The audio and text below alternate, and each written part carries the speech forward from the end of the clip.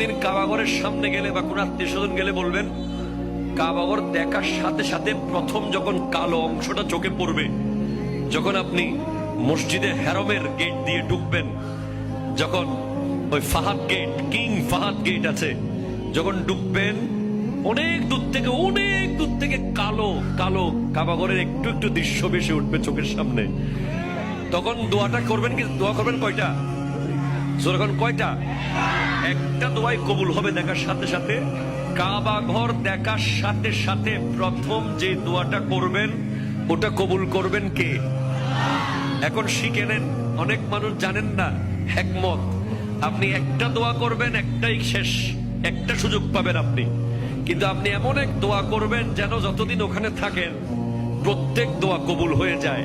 এই হিকমতি দোয়াটা শিখে নেন। আপনি বলবেন, আল্লাহ আমি 10, 12, 15 যতদিন এখানে থাকবো, যতগুলো দোয়া করব সব কবুল করে নিয়েন। দোয়া করছেন কয়টা? পাবেন কয়টা?